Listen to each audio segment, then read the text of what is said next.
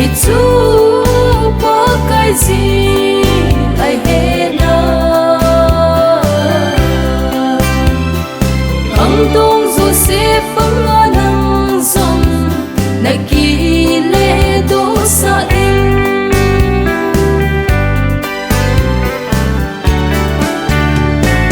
Themmo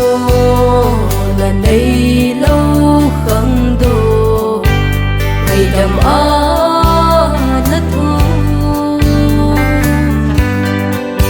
athemthu song say lâu bất hin ki ngai sin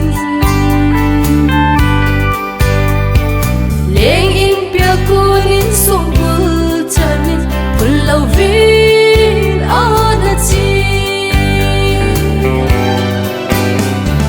Khatvei kum le hinkho chidan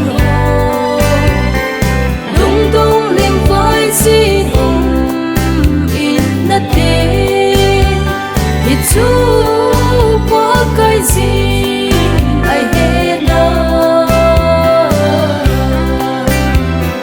Khangdong Joseph Nengjoujam na kile do sa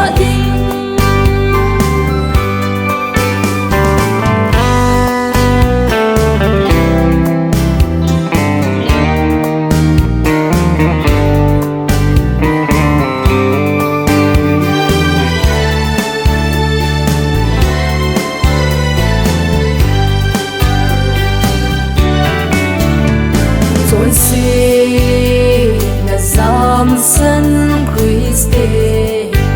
say zui pa hiu te neilou ngai cha lo thì nahinkho Joseph